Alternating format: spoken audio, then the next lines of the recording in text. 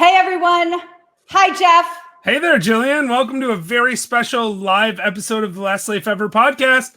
My name's Jeff Holst. That's Jillian Sidoti over there. And we have an amazing guest today. Jillian, who is it? It's TJ Miller. Oh, I'm so excited about this. My husband hates stand-up comedy, and I drove him to a stand-up comedy show one night, and TJ Miller was there, and he could not stop talking about how amazing TJ Miller was. So we want to get into all of it, and let's go. Help me, my brother, can you lend me a hand as I walk through this land of confusion? If we give to each other, then there's nothing to take. Let's live life for the moment before it slips away.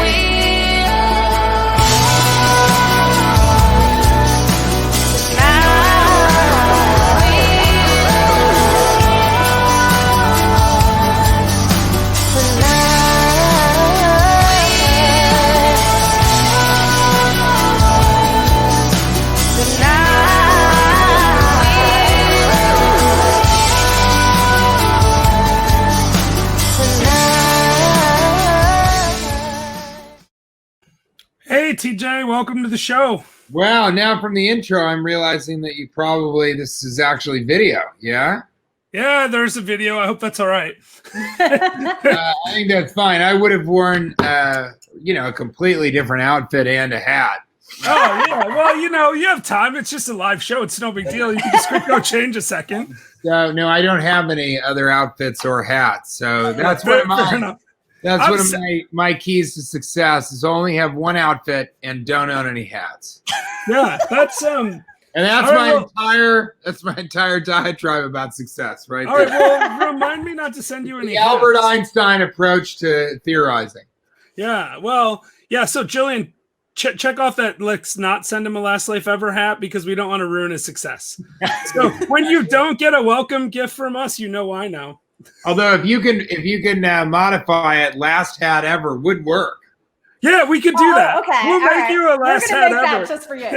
Yeah, for sure. I love that. So hi guys, thank you so much for having me on. Oh, thanks for joining us. The intro is very insurance commercial. It brings a tear to your eye. It's got appropriate music, and hopefully it's bookended by comedy. Yeah, well, that is our goal. And actually, we always tell a joke at the end of every show. And Jillian and I were like, man, we're screwed this time because we got a comedian on. Oh, I have a great street joke with a little bit of history behind it that I like a lot. So I'll handle the closing joke. Perfect. That's way better for us. So yeah, absolutely. It's actually, Jillian, it's the joke format originated in Southern California. I don't know if it was, Temecula area, but yeah, it's a very famous series of jokes from the 1960s. Well, we'll get there. Jeff, Jillian, TJ, 3 J's in the room. It's true. It's true. By the way, I love that you put AKA the Teenage Millionaire on there because that's your Instagram handle. And you got to tell me what that's about. Like, why do you call it? Why Teenage Millionaire? Well, it's how I used to dress before the pandemic. But I forget who said that. It might have been me who said that, that I sort of dress like a teenage millionaire, like sort of a teenager that suddenly became a millionaire. And I just thought that was so funny. There used to be a T-shirt company, sort of an apparel place on Melrose Avenue in Hollywood in Los Angeles. And they were called Teenage Millionaire. And they were these 2 dudes who had fucking ZZ Top level beard, through their belly buttons. I'm sure if they ever went to a barber, they were like, do not bring it above the belly button. It needs to remain there or below. So just totally, and I thought they were twins, but you couldn't tell because of their beards, really. No one could tell even what they would look like. And their clothing company was Teenage Millionaire. I went and I said, that's my nickname. And they're like, we don't really care. And so I bought a couple things from them, which they have really, really bizarre, interesting stuff. It was like the Melrose era of like just really, well, this will explain it. So I kind of said to them, because I think they were closing, and I was like, why are you guys closing? You have so much great stuff. And they're like, it's been cool here, but we kind of made some money, so we're taking off. And I was like, oh, where are you guys going? They're like, we're not sure yet. And then one of them said, do you know that t-shirt, Jesus is my homie? And I was like, yeah, the one from Urban Outfitters. They're like, yeah, we made that. And I was like, that's so. Oh, so really? And I came to understand this is a great sort of first success.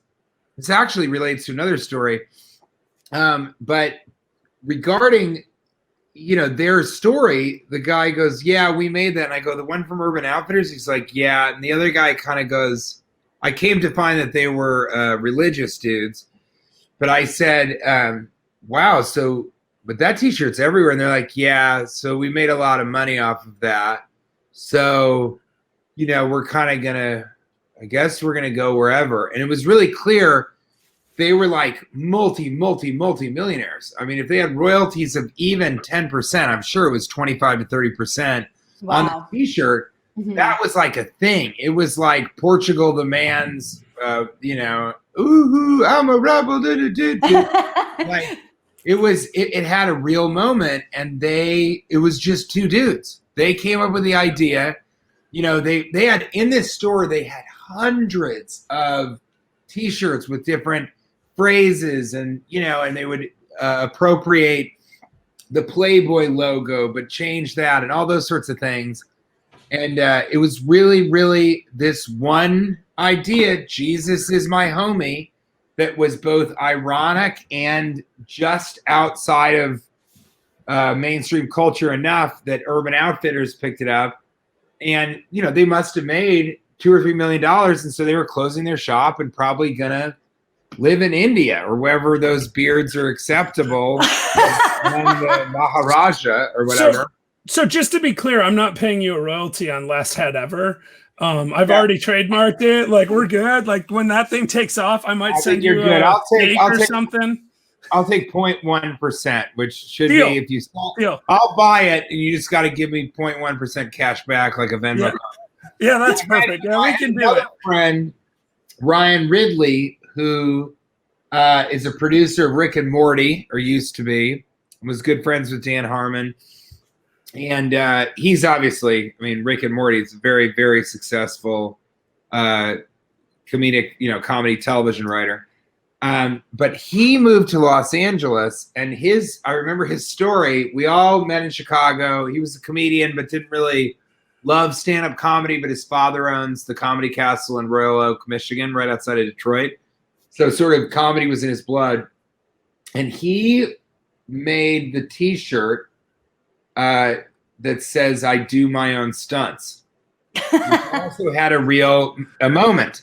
And actually, technically, his t-shirt was Jackie Chan does all my stunts. And then he talked with the t-shirt company, which was like called Royalties or something. And they said, what if it was like, I do my stunts? And he said, well, if we're going to do that, then it should be I do my own stunts. Like I do all my own stunts, or I do my own stunts. And I said, okay.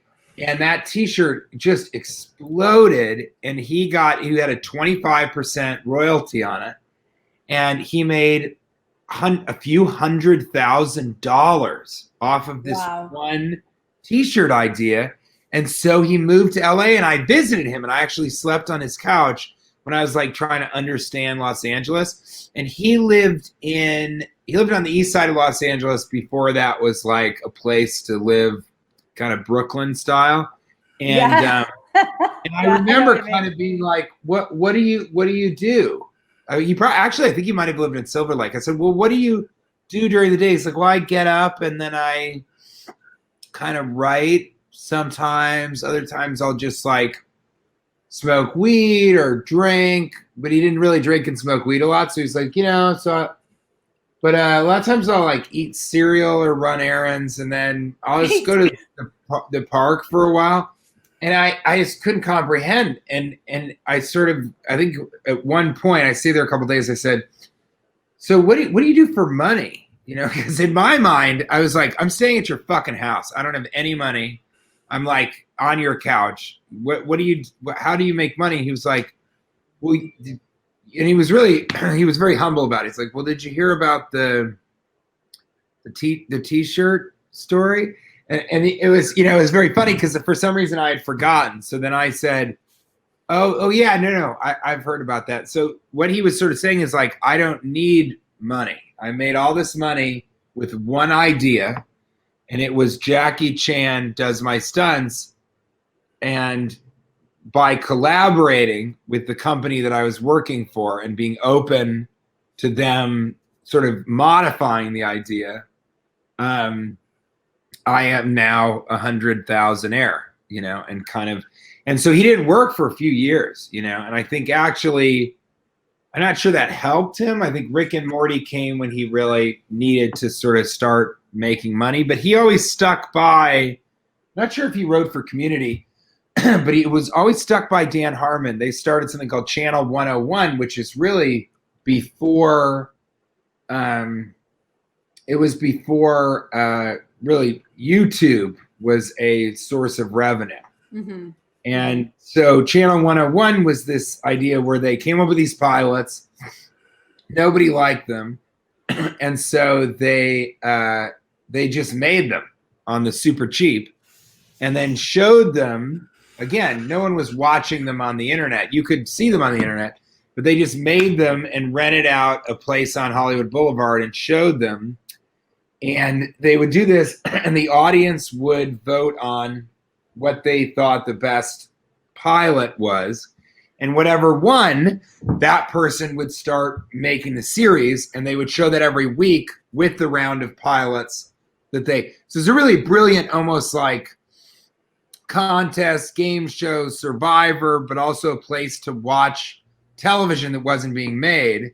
And as they did that, some of those pilots became, one of the funniest of them is like Twigger's Holiday or something. And they had really, really, bizarre stuff. But a couple of those eventually gained interest. So that was a really self-starting, all right, if the establishment is not going to get or like what I'm doing, then I have to I'm just going to make it, and people are going to see it, and it'll start as our friends, and then it'll gain word of mouth. And then, eventually like Hollywood came around and got it. And that's where Dan Harmon got his start. That's how he got to Community. And then when Community sort of had its troubles and crash and burn, he built that, up to a podcast. And then the podcast, I'm not sure how, Justin Roiland was involved in that. Is his name, but that got them to Rick and Morty, and Rick and Morty got like a 99 episode order. I think a year. Rick and Morty is like so out of the box too. It's like it's so funny. Yeah, and it's super, super nihilistic, but it's got a huge cult following, and that's really Dan Harmon. That's all he wanted. I think that was the problem for him with Community was. He was on a network, and of course the network is like, don't make this too weird.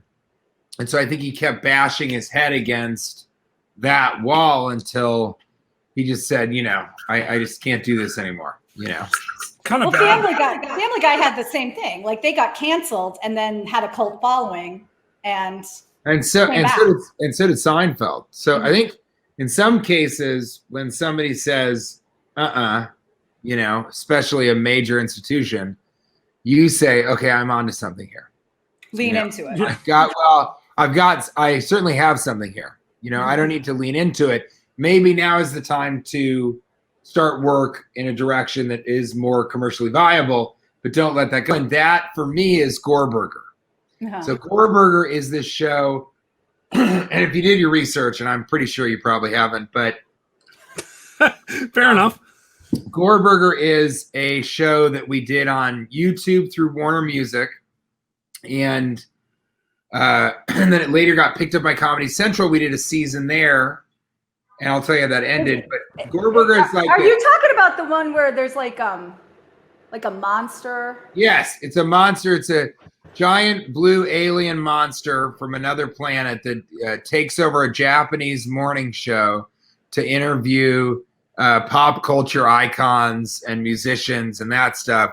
And he killed half of the crew and he's enslaved the rest of them in the audience.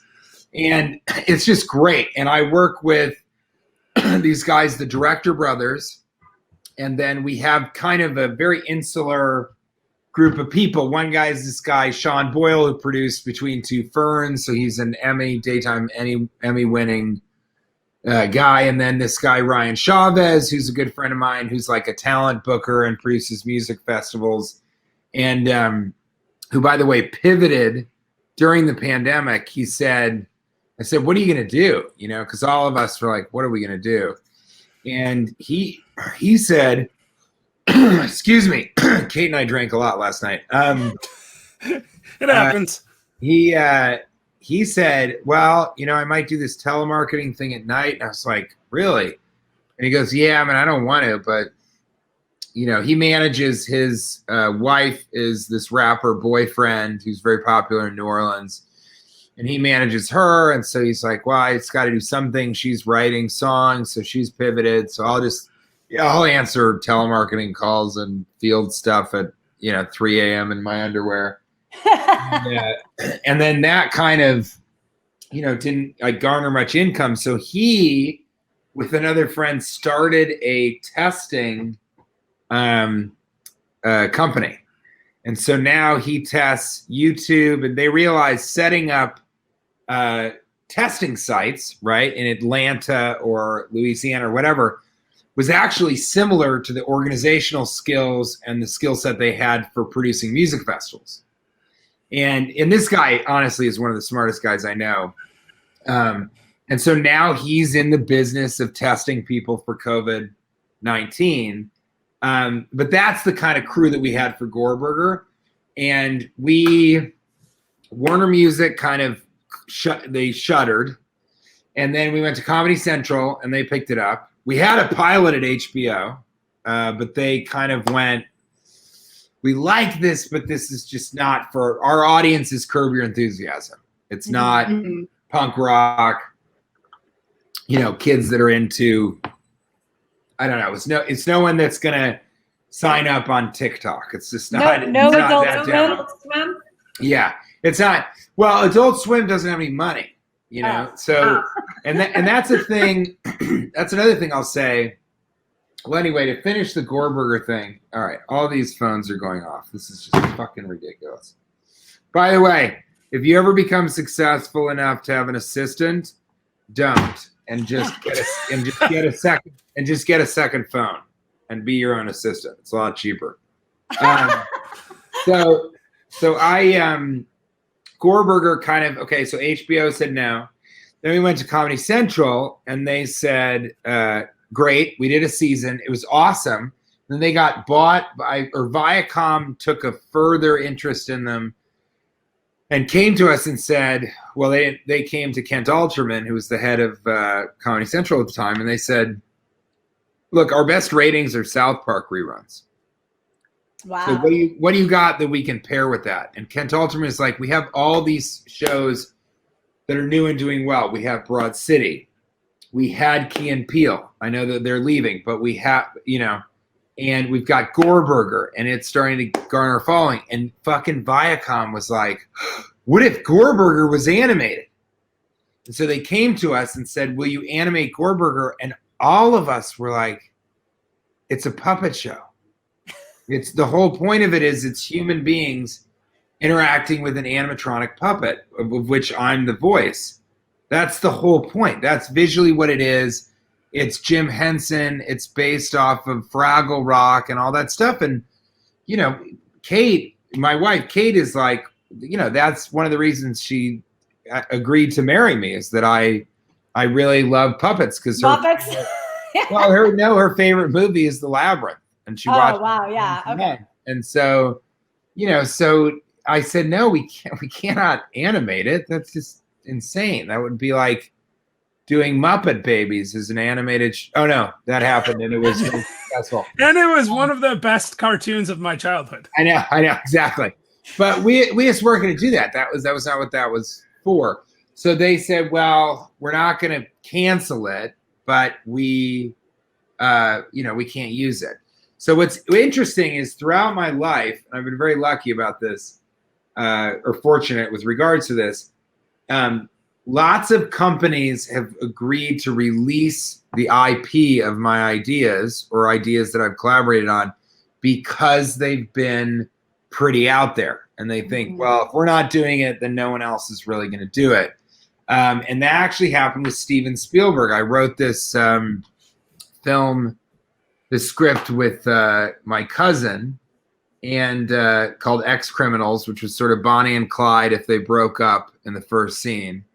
And Spielberg read it and was like, no, we're kind of doing Amblin stuff right now. This is also when Trump got elected. And he wanted to do The Post, not, rom-com action comedy thing. And he said, but you can take it wherever else. I mean, we don't, we're not going to, and they paid us to write it. On top wow. They bought That's the page. cool. So, I'm kind of, Kate always goes, you're a stand-up, so you're used to just talking, and everyone listening. And she's like, maybe just let me talk for a second. And I'll be like, oh, sorry. So I don't mean to be on a diatribe, but that actually takes me into something which is like, do not collaborate with someone because it's easier. Only collaborate with someone if they are bringing a similar and different energy, value, whatever to the table. At this point, I was hosting the Critics' Choice Awards. I was doing films. I was on Silicon Valley. I was doing stand-up constantly whenever it was possible. And I got the deal to write this thing. And my cousin, who's a very good writer, very, very funny guy, and a very good writer, and wrote for the Critics' Choice Awards, was the head writer of Gorburger with Nick Vatterott, who now writes for Bill Maher. So, this guy has quite a bit of value. But as far as writing a script, he's very different from me and doesn't really add value outside of what I can do. Mm-hmm. And Kate reminds me, I'd say every 2.5 months, that the reason that Spielberg didn't make that film is because I brought in someone who did the majority of the work. He did the heavy lifting, whereas I should have, because that was easier for me, because I didn't have. And that was a bad decision because it's an amazing idea. I still own the IP. It's an amazing idea. We had this incredible opportunity, but he's more suited to television projects that I was doing than a film project, because a film is completely different than, as Neil Brennan, the co-creator of The Chappelle Show, says, film is the most difficult medium because film is where they made The Godfather. Yeah. Film is where they made, The Sting and Steel Magnolias, and there are these films, The Third Man, which we watched last night. This is a place where they make those types of pieces of art. And so that was a huge mistake, because I think that actually was a moment where Spielberg probably was like, okay, he co-wrote this. It's pretty generic. I guess he's just a really talented actor and not a writer, which is not the case. Oh, you really feel like that's what happened? I think so. I mean, I think he definitely, he produced, if you really look at my career, it's like Great Expectations, but. It was the best of times. It was the worst of times. Right. Well, that's our current, that's this epoch, but it was, he was that like strange, shadowy benefactor, because if you look at my career in Hollywood, Carpoolers was produced by DreamWorks, his company. She's Out of My League was a film produced by DreamWorks, which he obviously, he had a hand in putting me in that. How to Train Your Dragon was produced by DreamWorks Animation. Transformers was produced by Spielberg. And Age of Extinction was a reboot. So he had a hand in me being a part of that. Although, Michael Bay would have fought against that if he didn't think that was the right thing to do. And Office Christmas Party he produced. That's a great movie, by the way. And it's great. It's really fun. And Ready Player One, he obviously directed and produced. And in Ready Player One, he even said, I always tease him. I call him Steven Spielberg, and he's like, TJ, just call me Steve. You can call me Steven. And I'm like, okay, Steven Spielberg, I'll call you Steven. And I said, thank you for having me in your movie, Steven Spielberg. And he said, oh, no, of course. I mean, there was no one else. We wrote the part for you. Oh, wow. And so I was like, really? And when I then looked at the part after having that knowledge, he really does. He even said in Carpoolers, he's like, my wife's a big fan. You're really, something about me tickles his funny bone. I think it's that so few film comedians rely on really, really small comedic moments, which is from my background in silent film comedy. Because silent film, you had to be broader, but the really successful people are actually much smaller. Like Harry Langdon and Harold Lloyd, and Chaplin even did that. And Buster Keaton's sort of best moments were a reaction after a huge stunt or something. And so I think he kind of thought, geez, this guy's a great actor and he's super funny, but he's not really a writer. And that's not the case. I mean, I wrote 2 shorts that went to Sundance, and I just wrote a series, which we should talk about here in a second. But yeah, I'll stop now. I'm going to stop talking. And no, it's been fascinating, and I appreciate it. Wait, before you talk about your series, though, I want to tell everybody this because people are already commenting on it. We have a comment in Facebook saying that they love your hot sauce. So I want to tell everybody, if you love his hot sauce so much, or if you haven't even tried it, you got to go to tjmillerdoesnothave.website.com, put in the code CyberSauce30 and get yourself some hot sauce. This is it. Season. Yeah. And it looks like this.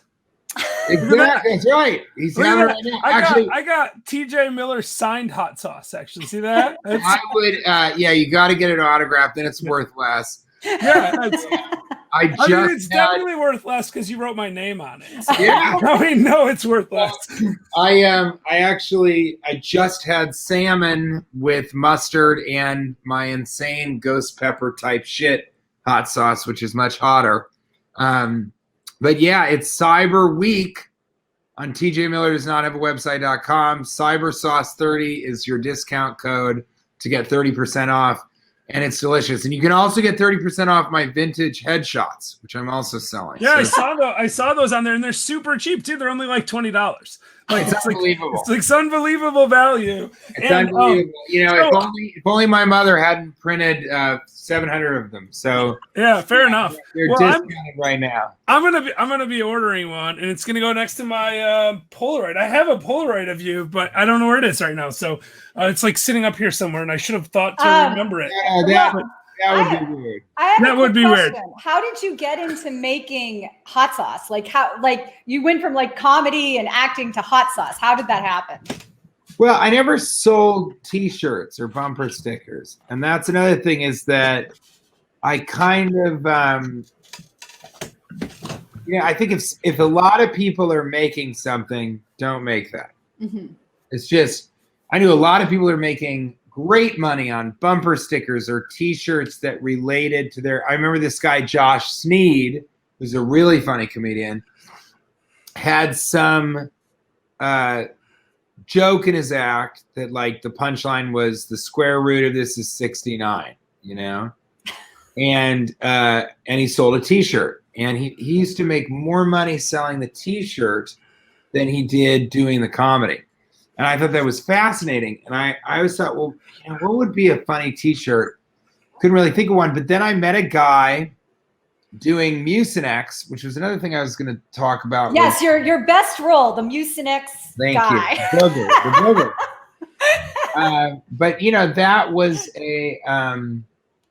an example of where you really have to say, okay, I want this to be funny, but it has to be commercially viable. So you cannot have any kind of artistic argument. I'm an artist, man. I'm playing this booger, and I think this is funny, and you guys don't. That's not it. And I was a copywriter at an ad agency in Chicago for a little while, and I've done a lot of commercial work. And in that, you need to be the funniest you can possibly be. But the main thing is you're selling something. So focus on that. But I was recording something for Mucinex, and this fucking guy, I was in Indiana visiting my my mother-in-law, and Indiana's my wife's least favorite state, by the way. I just want to call that out there. Yeah, she's not like Indiana at all. Well, it's not my favorite place. In fact, it would be one of my least favorite states. But I was visiting her, and they needed me to record. So I went to this guy, and he had a recording studio in a barn behind his pepper farm. And afterwards, he thought it was pretty funny. And I go, hey, he goes, you want to take a tour of my pepper farm? And I go, yeah, I love hot sauce. So he started talking about it. He made his own hot sauce. Scoville Brothers is the name of his company. And we just kind of stayed in touch. I thought he was really interesting and funny. And I introduced him to my mother-in-law. And Wait, hold on. What? So you introduced him to your mother-in-law? Was that that a reward or a punishment? Like, I need to know, which one was it? Honestly, with my mother-in-law, it really is a bit of both. Oh, so it's great expectations again. The best of times, the worst of times. You get sort of the best. You get the worst of both worlds with her. That's fantastic. Is Kate listening, and does she feel the same way? No, I don't think either. But no, she's actually. I've never had somebody. I was like, I need a funny mother-in-law as a comedian, but she's also, really smart. I mean, her daughter is my wife, so there's quite a bit of redeeming factors to her, but or elements. But anyway, so I kind of kept in touch with him, and then one day, one of us said, I think it was him, said, would you ever want to collaborate on a hot sauce? And I was like, oh my God, that's the perfect merchandise. Nobody sells hot sauce. I actually love hot sauce. And this is not a hot sauce that I'm slapping my name. Oh, it's freaking good too.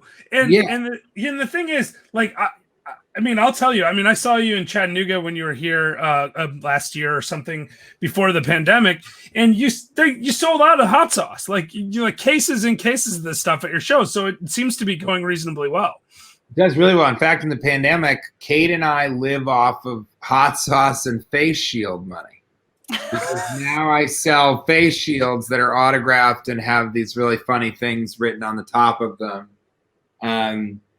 But yeah, that's kind of what we live off of. Well, you're on tour now. Like, how is that going? Can you actually be on tour, or is it just a lie on your website?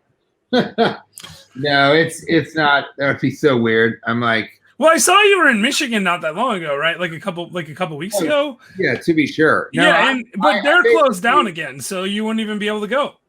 Yeah, no, they shut down on Wednesday. I did shows on Monday and Tuesday. Yeah, oh, no kidding. Good timing. And Columbus shut down right after I left there. So basically, anywhere where I can tour, I'm touring. Mm-hmm. Can you not come to Chattanooga, because I don't want them to shut down here? Oh yeah, right. I'm sensing a pattern here, but you're welcome to come back. Shutdowns in my wake. No, I'm doing my next dates, and tell everybody that especially Yarek Boozy House in Deco. Tell everyone, Kevin, Jason. Yeah, Jason. Jason might be related to you. Who knows? Who even knows these days? And I'm going to be in Orlando and then Tampa in December. Arizona is this coming weekend, Phoenix. And I just, I go to the places where we can safely do comedy, at a lower capacity. And I just think, this is a weird moment for everybody, but a lot of comedians aren't touring. A lot of comedians can't. There's the business model of these comedy clubs was headliner, flat rate act, and we give away tickets, flat rate act who people like, but we supplement by birthday giveaways, headliner. And they would just continue like that. Well, now those flat rate guys that you would give, no one's going to a show where you give away a ticket because it's just not worth it to them, and they don't want to spend the money on that. So I'm very fortunate with regards to that. But there was a moment where after sort of the lockdown eased in New York and the idea of work kind of came back into the picture, Kate and I had a conversation that was sort of like, okay, this is sort of what you do. It's not, stand up is not more lucrative than an HBO series. I would imagine not. But for me, it's much more rewarding. And I actually left Silicon Valley, and this is another good one for your viewers, because I looked at it and I said, I've done 4 seasons. Nobody loves the 6th or 7th season of a television show more than the first couple seasons. Mm-hmm. No one goes, my favorite Breaking Bad season 7.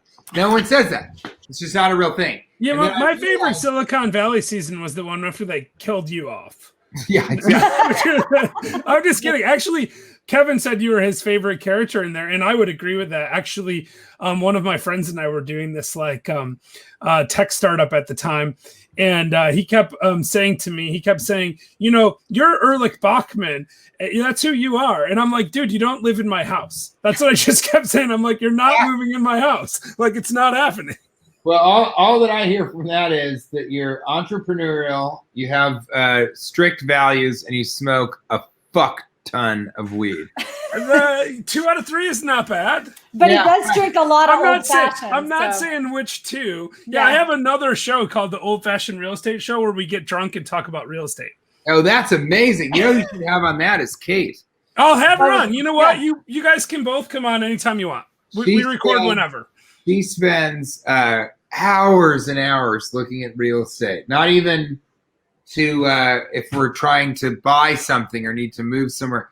She just is obsessed with real estate. And she's our person. She's our person. Yeah, she's us. I mean, Jillian and I are real estate people. That's what we do. We do this for fun, and we make our money in real estate. We're both recovering attorneys who are real estate investors. That's hilarious. My father says he's a recovering litigator. Yeah. Yeah, same kind of thing. Yeah. I'm a recovering bankruptcy attorney. We could have a show, The Recovering Lawyers, and we could get your father on. We'll just hang out. We'll just make more shows. I mean, whatever. Kevin said Fort Worth, Texas, and Hyenas. I am playing both of those clubs. I'm doing a run in Texas in the new year, and awesome. It is. I don't know. It's really. Anyway, so it was for us. It was about my mission statement is make people laugh. I looked at the advent of streaming, and I said, people are in front of their phones or they're watching Netflix at night. So there's going to be a premium on live entertainment. Mm-hmm. So I left for 3 reasons. The 2 that I just mentioned, and then also because Kate was working and living in New York, and I have a pretty cool wife, so I wanted to go and hang out with her and move to New York, and Silicon Valley shot in Los Angeles. And that was sort of the impetus behind leaving that. So there was a moment when the lockdown in New York sort of lifted, and I had a conversation with Kate, and I said, I think I need to kind of go now on the road. I think I need to be on the front line, so to speak, of human psychology and making people kind of be able to escape this situation. And she agreed. She said, this is going to be really dangerous and we're going to have to quarantine from each other. But it's, I agree. It's important. So that's what I did. Now I'm kind of touring where they'll let me tour to make people laugh. And some of these places, not really coming home with any money, which is really tough for us. And we've got, we may have to sell our house and stuff. It's just not a good situation. But I'm also not a musician. So I feel fortunate that I can even bring some money, through the door. And but that was the reason. That's another example of kind of pursuing success in a look at the landscape and say, what's missing here? Or what do people need more of? And for me, it was like live entertainment. And before the pandemic, comedy was in a boom.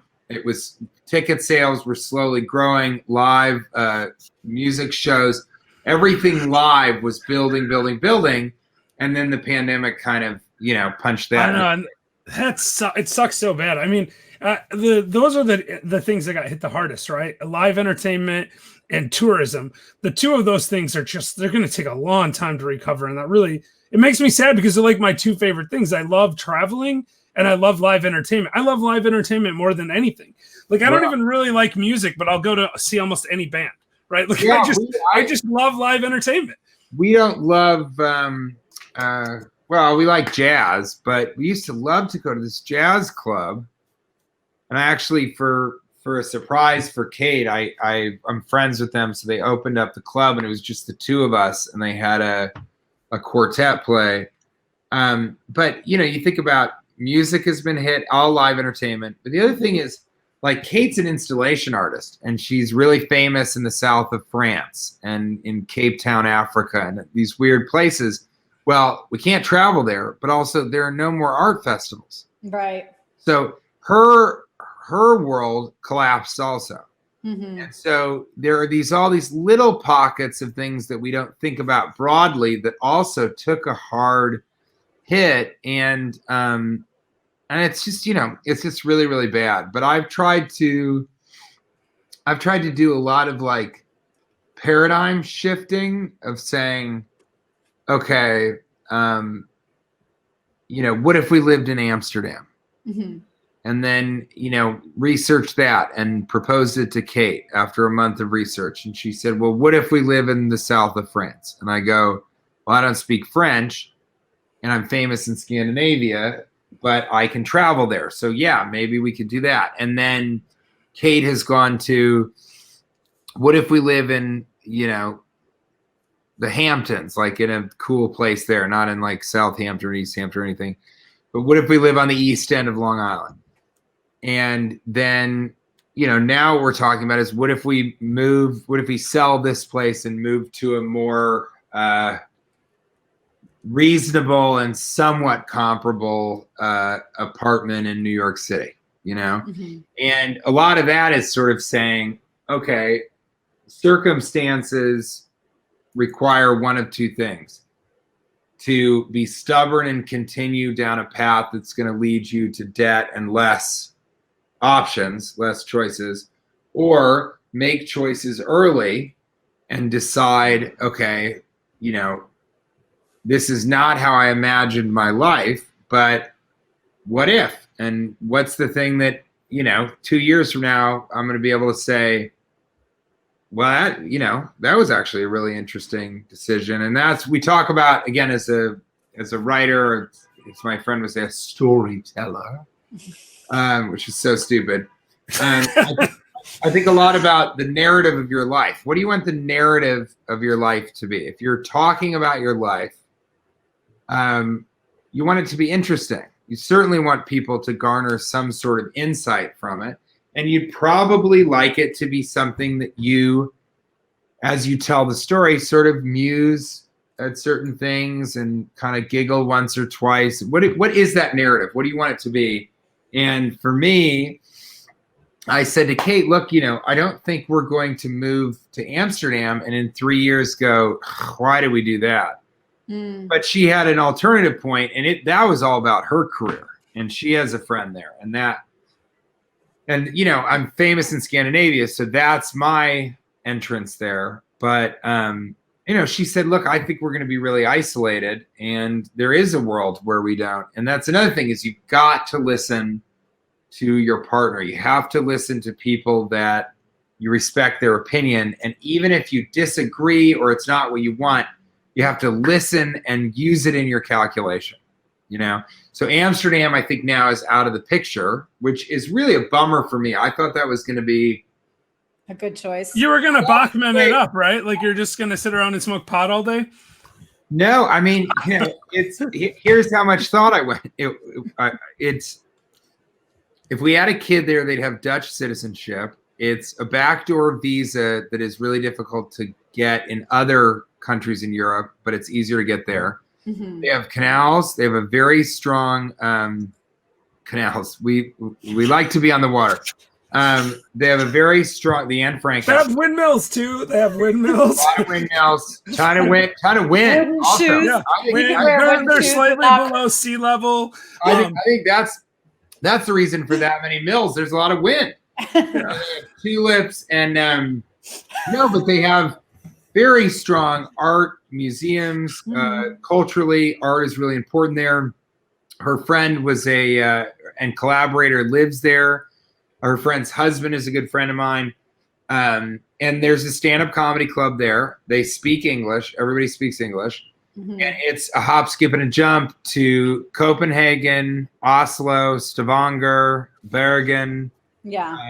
All the Sweden, all those places, Stockholm. And I'm really, really famous there. And we think it might be because I look a little bit like a Viking who's let himself go. Fair enough. I mean, listen, I'll tell you, we interviewed a guy who had dual citizenship, Dutch and American, and he thought it was amazing, right? Like just being the freedom of having that citizenship. So yeah, having a kid there, that'd be amazing. But it wouldn't. It would not be about marijuana. I mean, I was teasing, but no. But you're right. It's like I would smoke marijuana there, but I thought about it enough, completely away from the tourism aspect, and said this would be a really strong choice for us. And Kate felt differently, and I listened to that, added it to my overall calculation, and said, "You're right. This is if it's not the right decision for you, then it's not the right decision for us." Yeah, no, and actually kind of feel like now we have to interview Kate because you told us so many great things about her. We're just gonna have to get her on the show sometime to talk about her art because that's a really interesting thing. Like the whole point of the show is just pursuing what it is that you love, and that's what I love about what you're talking about. You obviously love what you do. Yeah, and you're doing it because you make people happy, and that's an amazing reason to do what you do. And I'll say, I always like to pitch stuff to Kate, but she's a lot more reticent about public appearances. Oh, it's fine if she doesn't want to do it. She's sort of she's the Andy Warhol rather than the Edie Sedgwick. I think that actually her story is a really interesting one because we met in college. So in college, she was like, I'm going to be a model. And then she moved to New York and I moved to Chicago to be a comedian. Because I sort of knew what I was good at. And I also, one of the things is you don't just look at how can I make the most money. You look at how can I contribute the best. What is my strongest contribution to humanity? And often the money follows. So for me, I was like, it's comedy. And I wasn't worried about the money. But Kate has thank you, New York. If you could be just a little bit louder. Thank you so much. But what I realized about Kate was that she didn't quite, people said, you can be a model. And she had modeling work. And so she came and she was a Ford model, but she wasn't tall enough to do runway. And it wasn't going to. So then she goes, okay. So then she was interested in design. So she worked for a headhunting agency for high-end designers. So she did that, and she's good at that, but in the office wasn't really the environment that she felt like she was, contributing the most to or that was making her happy. And we actually went to Peru. We weren't really dating at this. We've always sort of dated, but the wind is so crazy in New York right now that there is a leaf storm happening out the window. And I've never seen such a thing. I feel like that would distract me too, so I completely get it. But as long as we're talking about Peru, I'll tell you, Peru is an amazing place. I love Peru. Are you going to Instagram this? Because I'm going to share it later on my Instagram. If that's what you're doing right now, I'm happy about it. Sure. The leaf storm isn't as crazy as it was merely seconds ago, but it's still happening. She and I went to Peru to work at a medical mission. So that's a non-religious medical aid, project. Awesome. And that really, she saw that and she said, what am I doing in an office trying to get designers better jobs? What does that have to do with anything? So then she dated this like really shitty producer. And she became an actress. So then she was doing commercials and she did a couple short films and she thought, okay, I'm an actress. And when we got back together the last time, I was really confused by that. I was like, why would you be an actress, especially a commercial? Like, I'm the one going out for Mucinex commercials. Why would you? I had such a higher opinion of her abilities, and such a low opinion of my own. And it's okay. We like her better than we like you too. So I haven't even met her. I never heard of her till today, but you know, I'm in the same camp.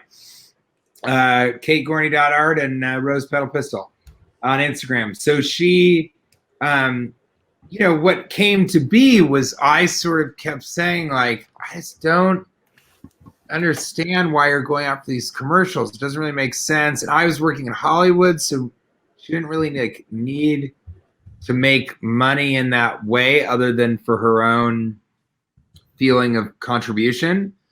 Which, you know, we've really had big arguments about this, but I do believe at the heart of it that every dollar that comes in the door, she makes 50% of that, no matter whose name is on the paycheck, because I couldn't do it without her, because I would literally go insane since I'm brain damaged. But, you know, I sort of said to her, what is the impetus behind this? And she slowly came to realize, okay, I'm not an actress. And so then she had this moment of, what am I? You know, she was a poet, is a poet, and wrote a lot of poetry. Her mother is a poet, and was really good at that. I mean, I always felt she can't make a living off of that, you know. And then, so that she had never really entertained that as a vocation. And she said, well, I don't know. And then it came to be that she, at first, realized, wait a second, I'm an artist. Like, I can draw, I can sketch, I can do all these things. So then, and video, and, you know, she had a film in Cape Town Film Festival, and in the London Science Fiction Film Festival. And it was so bizarre because she started calling herself a mixed media artist. And I remember thinking, that's not right. There's something weird. People who say I'm a mixed media artist, they're not really artists. It's just a weird thing to say. It just means they do a lot of stuff, but they have no cohesive, you know, work of art to it. And that's actually my title, by the way. I don't know if you knew that or not, but mixed media artist that's what I go by. Exactly right. You do the different art forms, which are podcasting, real estate, and recovering litigator. That's correct. You've actually you've named all three. I also occasionally write really, really bad poetry. So, and I had one short story published. So there was that. And you're usually really drunk, and the poems are all about real estate. That's correct. Yes, it's mixed media. I got to mix it all up. So I never really mentioned that to her, but as she began to, I don't know, practice art or create art or whatever you would call it, she actually realized I'm an installation artist. I go into a space and there's mixed media or something, but I do an installation, which is an incredibly difficult thing to sell. It's really hard to sell an installation. There are only a few museums in the United States that showcase it, and it's primarily appreciated in the south of France, to be honest with you. I'm guessing because you really have to work with whatever space you're given and work, like, that's what an installation's all about, is to make sure that it works with the space that you're in too. Right. And unlike a painting that you can hang on your wall, an installation can be a table with laser cut vinyl poetry as the food on a surrealist dinner set that is, you know, and so where do you put that in your house, you know? And so, but an installation artist is really what she's not only become, but that sort of was, finally she arrived at her identity. And I think she's had a lot of anxiety, not as much after having some successes, but a lot of anxiety about, well, I didn't really know what I wanted to be until I was 36 or whatever, 38. I didn't. Who knows what they want to be anyway, really? But I think that, to speak to your show, it's kind of like she's lucky that you could be any age doing that, but you also want to choose something that my father always said, why would she want to be a model? And I said, well, because she's getting work in it and she's good looking and she can make a lot of money. Yeah. Yeah, it's good work if you can get it. Let's say I never had that option. And my father, and she's also a ballerina. She was a ballet dancer. And my father always said, ballerina model, he goes, that's a really limited shelf life. I said, what do you mean? He goes, by the time you're in your late 20s, it's over. And I hadn't really ever thought of it that way. This is when Kate and I first met, so you're much younger. And, I think that's another thing you want to do is you want to find something that you can do for as long as you can, because if you like it, you're going to want to keep doing it. You're not going to want to have to find something else when you're 40 or something like that. Oh. And so, Jillian's like, I just got out of law last week. I could have used this advice I don't know, 7 years ago. But what you realize is that if that is the case, you take everything that you learned from that period of your life and you carry it into whatever you do. Absolutely. Yeah. So that's really important too. So I was just saying to her, look, an actress, model, all this shit that you did beforehand, and I do mean shit. I mean, it was bullshit. All of it is really, really valuable. She just stopped watching. I don't know if you saw that the count went down 1. She was watching, and now she's like, "Yeah, screw that guy." I have a podcast which I should mention called Cashing In with TJ Miller. Cashing In with TJ Miller. Yeah, it's a really fun podcast. Host Cash Levy, another comedian, does an interview show, but he has trouble getting guests. So I'm the only guest that's been on the show over the course of 6 years. Fantastic. But so that's really fun. But she's never listened to even one episode of it. But those fans of the she's podcast, been spending all of her time listening to our show.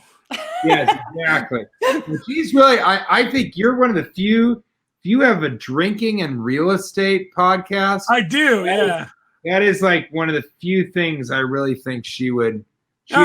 She's absolutely welcome to come on the show anytime. So if you ever drag her to Chattanooga, we'll even film it live. We'll have a good time. Oh yeah. We'll do it. Comedy club, which I'm so sad.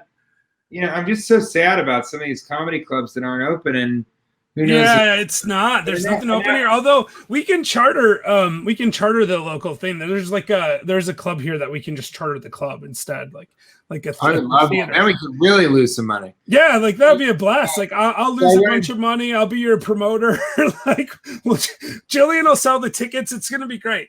I used to be a music promoter before I was a lawyer, so you've had a lot of different. Yeah, you've had a lot of. Well, and in fairness, too, our assistant Kate, who you were emailing back and forth with, obviously not your wife, it's a different Kate. She actually worked as a theater promoter. Like that's what she did. She was a theater management and promoting box office sales and stuff like that. So maybe we might have a chance. We might be able to figure this out. Who knows, right? I'm going to try to come to the show in Phoenix because I can drive to it. So I'm going to try to do that. It's right there. It's next weekend. I'm going to do it. This is a moving cat. Yeah, it's amazing. What's the cat's name? Geyser. I don't know whose decision that was. Oh, wait, it was my wife. We have these two. We call them buddies. They're not really our cats. They're our buddies. Buddies, yeah. So, I wanted to ask, do you guys obviously have been verbose, as Kate would say, but do you guys have any questions, any particulars? Yeah, I want to hear about, before we wrap up, you had mentioned you're doing a new series. Tell us about that. Oh, that's great. See, Jillian, this is why you're one of the great podcast hosts of all time. Can you say that actually a little bit slower and look right at the camera and then throw in Jeff? No, I'm just kidding. Jillian, you're really one of the great podcast hosts of all time. Throw in Jeff.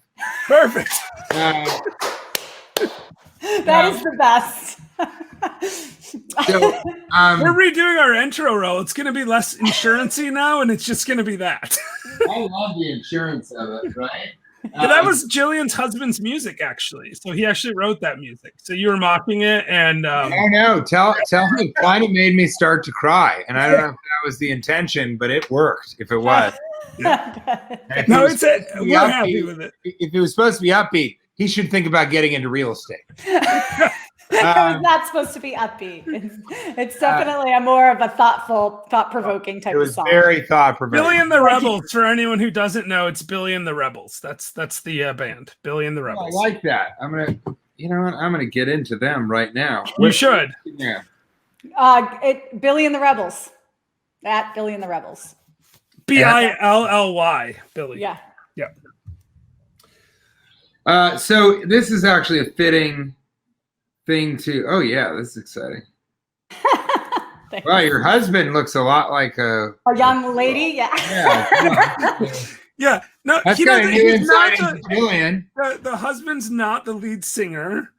That's Zoe, and she's very nice from what I heard. I've never actually met her, but yeah, I have met Derek. I don't care for her. I prefer Jillian. Yeah, well, for what it's worth, so do I. Jillian's sort of this beautiful ray of light, and whoever that girl is looked like baby shit got hit by a shovel, and then somebody hit the shovel with another shovel. That's my opinion. And you can tell her I said that. She's a 19-year-old girl. I will not. Well, she can truly go fuck herself then. Tell her to get off TikTok and on a bus to nowhere. So I love your TikTok, by the way. It's amazing. Oh yeah. I really okay. So I'll talk about that, and then I think the series is a really fitting way to end this. Yeah, I appreciate it. So when things got bad in the pandemic, a friend of mine said, "Hey, I have a hookup for you to promote a movie." I wasn't in the movie. Right. The last movie I did is coming out on December 11th. It's with Drew Barrymore. It's called The Stand-In. And it'll be streaming everywhere. And so another thing I miss is going to the theater. It's freaking terrible not being able to go to the theater. Yeah, they're open here, though. There's just nothing out because, they're not releasing movies. Well, I've gone to a couple movies, and it's like me and a very lonely woman. Or me and like three... Well, anyway, we'll talk about that in a second. Yeah, go ahead. So no, because it relates to the series. And my friend came to me and he said, and this movie reached out and they said, "Hey, we'd like you to help promote this thing." And I think it was a really good chunk of cash. It was like $15,000 or something, or $10,000. Wow. And I said, "Boy, we could really use that right now." But it didn't make sense really for me to promote a film that I'm not in. But their pitch was that the movie is about hackers, and it was sort of a Cloverfield marketing scheme where it looks like I got hacked, and I wanted to do these TikTok dance videos that were going to be like embarrassing and people just find them. And so that kind of worked with this. And I started to do stuff, and one of them said, "We think it'd be really funny if you were like eating spaghetti and it sounded kind of like sex." And then they released the audio of that. And then you came back and released that you were just eating spaghetti. And I was like, I don't think that's really funny. But I'm also doing this Burger Party Wednesday thing where I'm doing burger reviews. So it's like, what if it was a burger? So I was trying to make all these things work. And then I did it one night and it just wasn't funny. And so I came back to them, and my lawyer had arranged. Wait. Can we stop? So when you say you did it, you mean you ate the spaghetti, right? You're not talking about recording you having sex. I was trying to do a video about a video similar to their idea. Okay. It just wasn't funny. So I went to my lawyer and I said, "You know what? Get me out of this deal." And he was like, "But I spent all this time doing it because I haven't really been working in Hollywood a lot, so I think that made him frustrated." And I said, "Just get rid of it. I'm going to do something that's better. Just don't. I don't want to do this."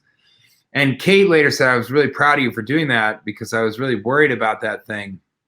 And what I came to realize in hindsight, because we really have been hacked.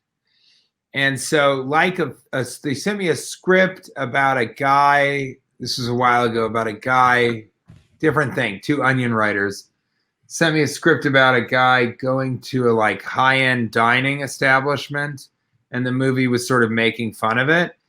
And I told Kate about it, and she read it, and she was like, what are you doing? Why would we do this? We like these types of things. You know, these are experiential. This is food is art. Why would you want to be in a movie that's making fun of that? And this particular promotional opportunity was going to be me making fun of myself being hacked or having some comment about it.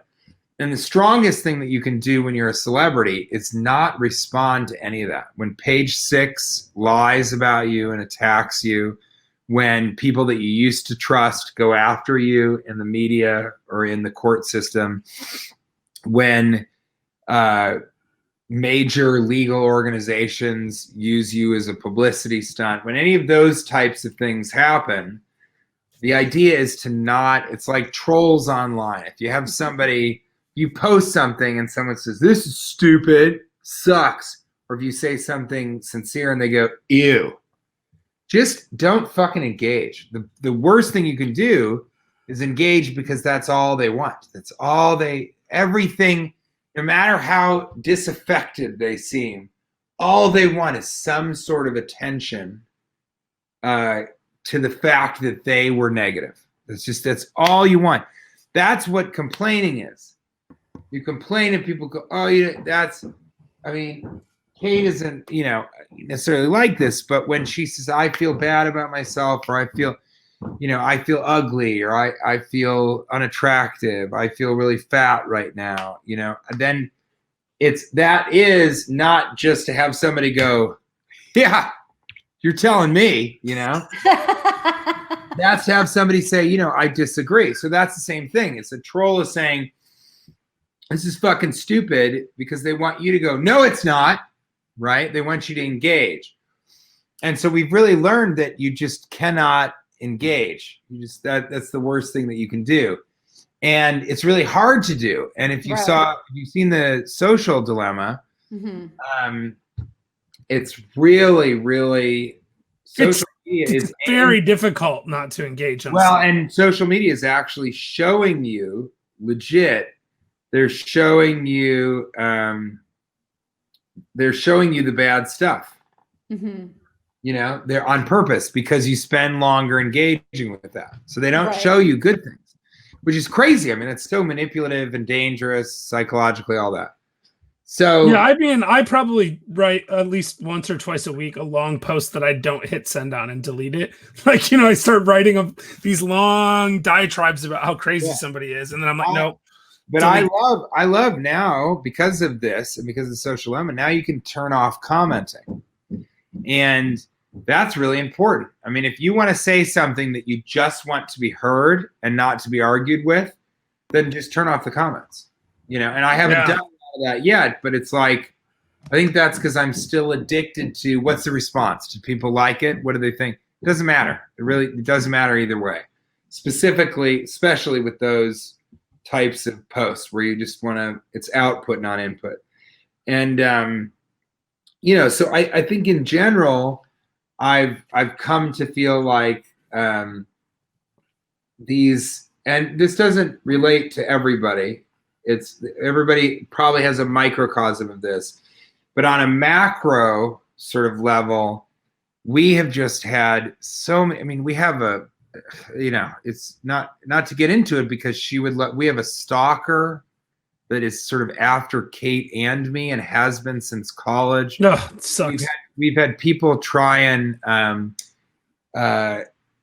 extort money from us. We've had real problems in our families with people sort of wanting to cut us off, not financially, just, expel us from their lives, because it's just too difficult to interact with us. It's just, we become so unrelatable.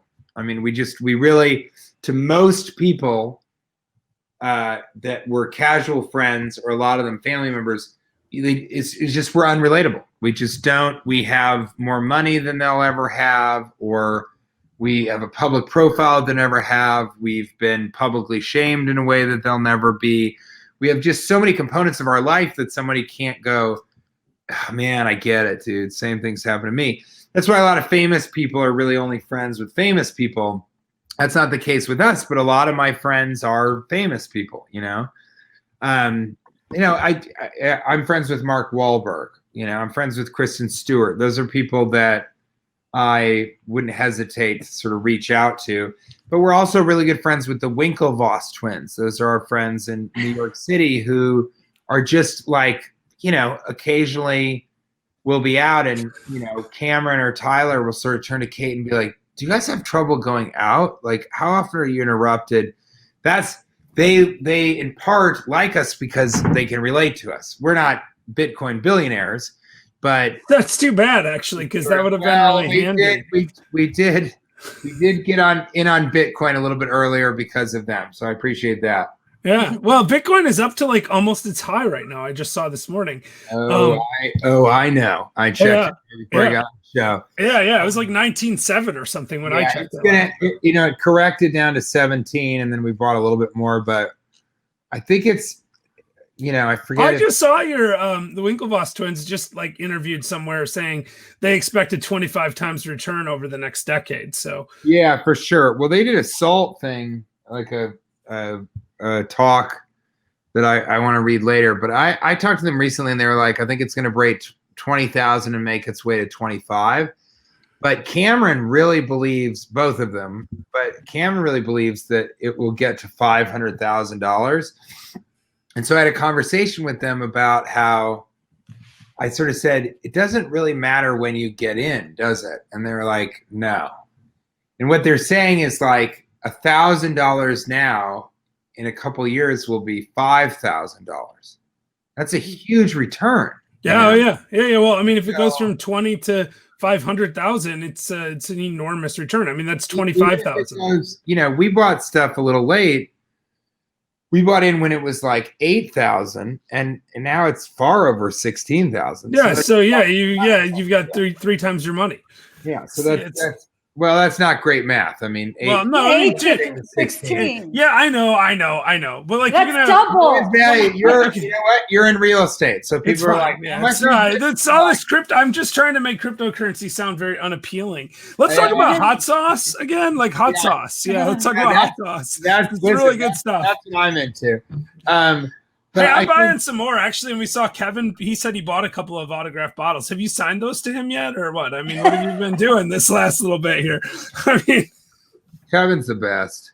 Kevin is the best. We're big fans of Kevin's here. Like, in case anyone's wondering, see Kevin Fox. He's a good friend of ours. He comes on our happy hour. We have a happy hour every Monday. You can come anytime you want. I mean, as long as it's a Monday. I mean, you probably won't, but if you want to, you're welcome. So now I drink 7 days a week. I have a T-shirt that says I'm drinking. Yeah, why? Yes, I'm drinking my way through the coronavirus. No, we started it. We were like the 15 days to slow the spread. Right back in March, we're like, we'll do a happy hour every night until everything opens back up. And around like midsummer, we were like, we got to cut this back to once a week. Like we're doing a Zoom happy hour every night. We were like Jillian and I were turning, like we both gained like 100 pounds. She's lost most of hers. I'm still carrying most of mine. Like that's the difference. I used to be really fit before coronavirus. I think I'm carrying some of hers also. Now I had a buddy that was doing a COVID cap instead of a nightcap, and after I think about a month, he was like, "Jesus, I can't do this every night. This is not going to last a month." Remember, we were all watching Tiger King, and we were like, "This is going to be an interesting month and a half." Oh God, I'm going to send you a copy of our book, The Coronavirus Collective. Jillian wrote about Tiger. You don't even have it in front of you. Like, just I had it. So we made a book because we thought, like people are going to want to remember this coronavirus thing. We better write a book about it. So we got like these different authors to write like motivational stuff, and we got it all put out and got it done in May. And we're like, we're so proud. We got it done before the virus thing was over, and all the money goes to charity anyway, right? Like, so we don't make any money on it, but yeah, it turns out we were way off on that. Like.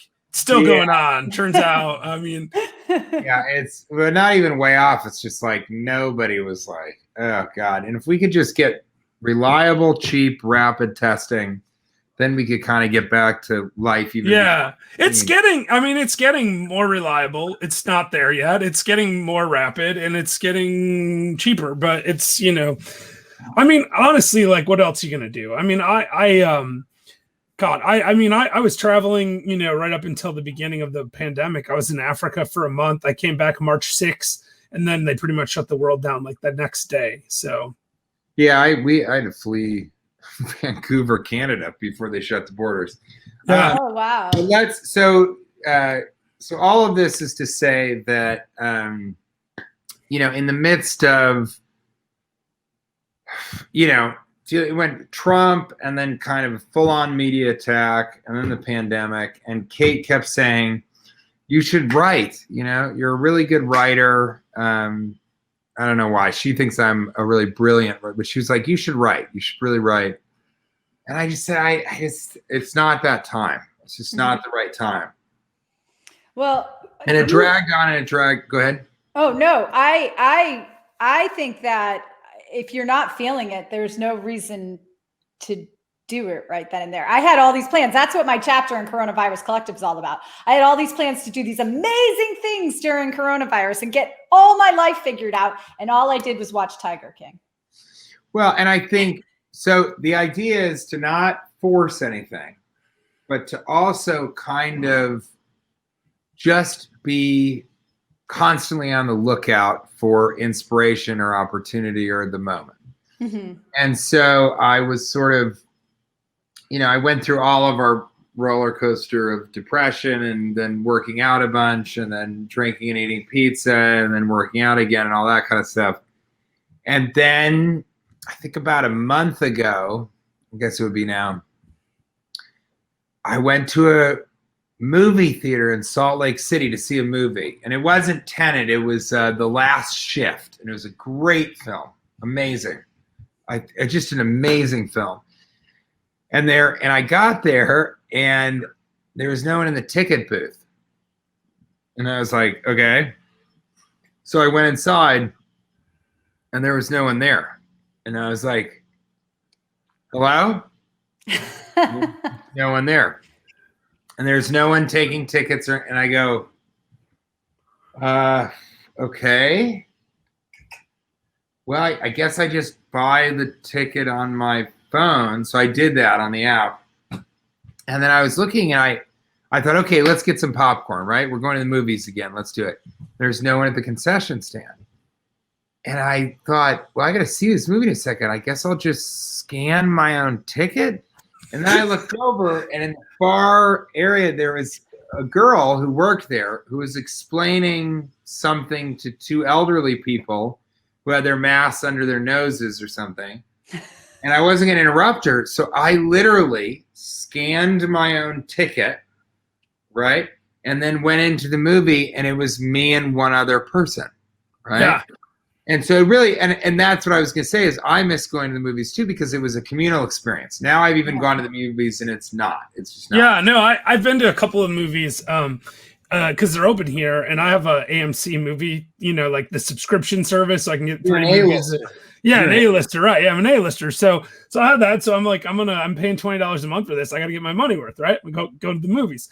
And yeah, I mean, every time I go, it's just like just me or just my wife and I or just my dad and I. Like there's never anyone else in the theater. It's actually I just rented out a theater. I don't know if they're doing this clearly not in New York, but here for like $100 you can rent the whole theater and play like a Christmas movie. No, not $100. There's a theater on the East End that's like you can rent our 30-seat theater. It's only $5,000. Oh yeah, that's a bit much. This is cool. I'll talk to you in I don't know 7 years. Yeah, right. Well, so it was It literally was $100 plus tax. You can only have 20 tickets, but we did it for. So cool. What are you going to show? Christmas Story. Yeah. I said we should do Christmas Vacation. You Oh know? yeah, I'm gonna do Christmas Vacation too because they have a list of options. Actually, you should just come to Chattanooga and we'll do it. It's fine. My treat. I'll buy. I will. Like if you're in Chattanooga, we'll do it. It'll be a last life ever. It'll just be 7 of us because we're only allowed to have 20 people or whatever. But I still have a Chattanooga choo choo keychain. So oh yeah, and I love this. Like you probably didn't see in our group the picture. I put the picture of us up when we were at the Chattanooga whiskey place. Oh no, that's where we met, right? Like I don't know if you remember, but I remember because I'm not as famous as you. No, I saw you sent me a picture. Yeah. That's right. I did. So I went into this movie and watched it, and it still was such a great movie. But I wore my mask the whole time. It's always, and then I left, and there was no one there as I walked out of the theater. And I remember thinking I didn't have to pay for this, but I didn't feel bad. I wasn't like I should have gone in for free, but I was just like, there's no one here. So I got home and Kate we haven't seen a lot of each other. She's was taking care of her father. And so I wasn't going to see her for a couple weeks. And I just got back to the house and I was like, God, that's so crazy that there's just one person. And then I go, oh, I'll write a television show. And so I went quickly, and this is how I work. I went quickly and I wrote a pilot in 36 hours or something. And so I just wrote all through the night, then went to this famous bar that opens at 9 a.m., but I guess it's opening or 8 a.m., but now it's opening at 10. Just went because I knew they'd be open, sat down, wrote there all day, finished the pilot, came home, did 9 more versions of it, just with re-edits, and then was done. And then immediately the next day started writing the next episode and then another episode. And then I had people reading it and giving feedback. And so I just wrote the series, and it's not, I probably have, I don't know, 4 episodes and then the ideas and structures and everything for the rest. So probably by the end of this week, I'll have done 8 episodes of television.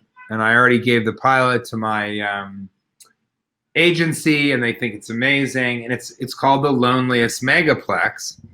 And it's about I get hired back to the movie theater, but I'm the only one that's hired back with a 25-cent raise. And nobody's going to the movies. So each episode is just one group. The first episode, an elderly couple comes, and then the sort of love interest, Ingenue, who actually is a manager at another megaplex, who's the only one that works there. And the next episode is these 7 teenagers come to drink in the theater, but they only have a 6-pack of White Claw. and so we go, what are all of you going to have most of a White Claw? What's happening here? And I get them high. And then another episode, which was particularly... Oh, you just throw that, I get them high. That's fine. Yeah. And another episode, which is particularly edgy, is a mass shooter comes because he doesn't understand the app and he thinks the theater is full, but he's the only one there. So there's no one to shoot at all.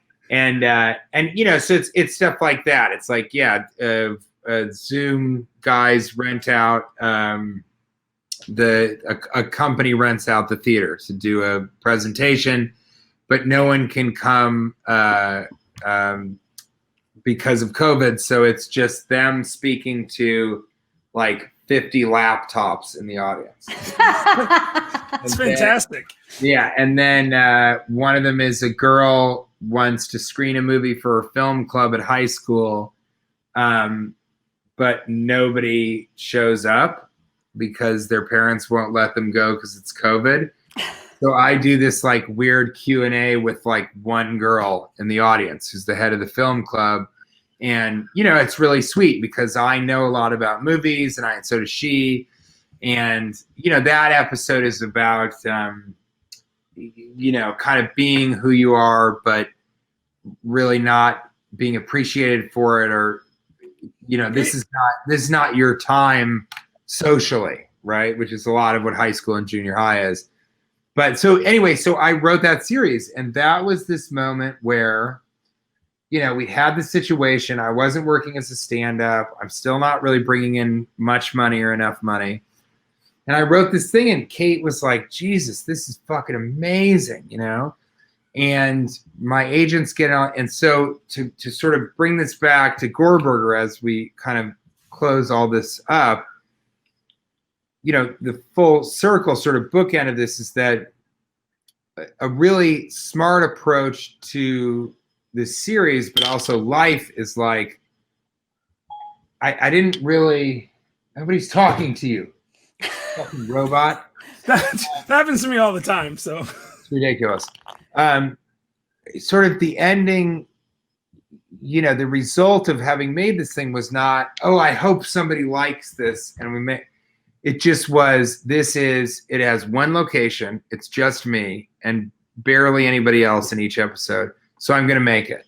And so the approach is, and was when it started out, but it is, you can either make this or not. It's going to get made. We did that with Gorburger. We're going to keep doing it with Gorburger.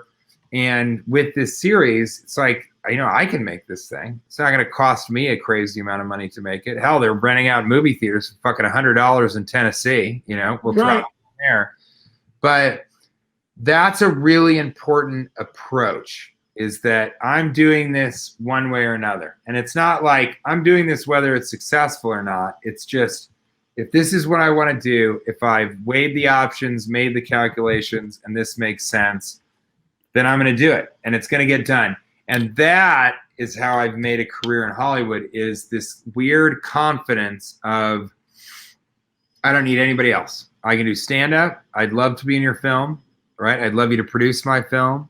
I'd love you to accept my film to your festival, but it doesn't matter. I still made the film, you know? I'm still going to go and do the stand-up.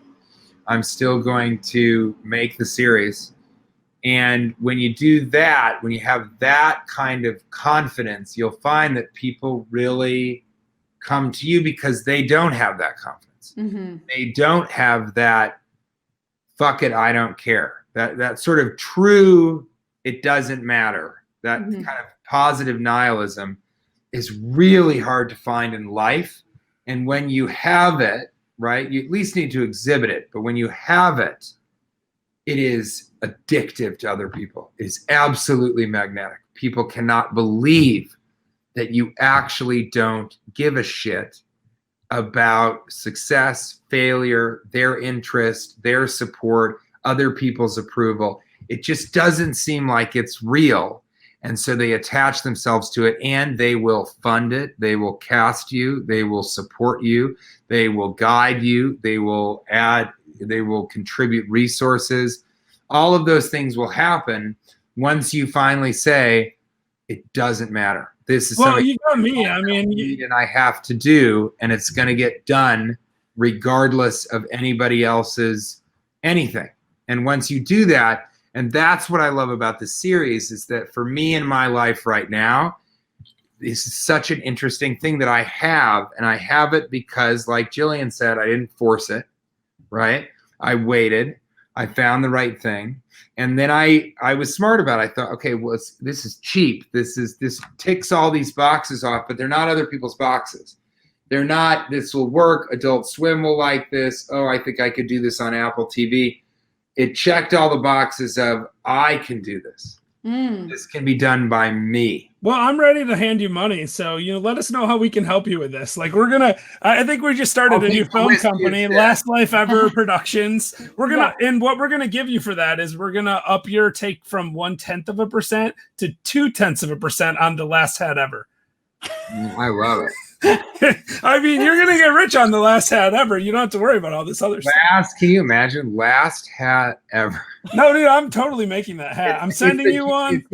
It's the. I was actually going to say yours is going to say TJ Miller's Last Hat Ever on it. It's the my homie Jesus does all my stunts of that.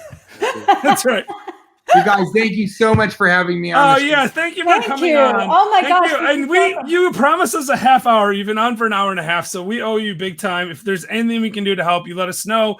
And with that, I'm going to Phoenix. Yeah, she's going to Phoenix. Kevin's gonna buy your hot sauce afterwards, Jillian, please. Yes, and You did promise us, though, at the beginning that Jeff and I would not have to tell our bad jokes at the end, but you would tell us a bad Well, I'll joke. do it. Okay, yeah, that's a perfect way. So, and it's Wait. 1 second. I need 10 seconds though. I need you to do me a super huge favor. I mean, and if you say no, I understand, but can you just like say, "Hey Pete, can I borrow 15 cents?" No. Okay, fine. So TJ Miller does not have a website.com and Teenage Millionaire on Instagram, not TJ Miller on Twitter. And we're doing Cyber Week. Cyber Sauce 30 for 30% off everything on TJ Miller does not have a website's storefront. And here's the joke, but first, a little bit of history. So during the 1960s and 70s, a less woke time, there was a series of jokes called Maria the Housekeeper jokes. And they were based primarily in Southern California. And the idea was that the joke revolved around the housekeeper named Maria, but all of the white people were the butt of the joke. They were the ones that didn't get it, or, you know, the tragic irony of their stupidity and entitlement.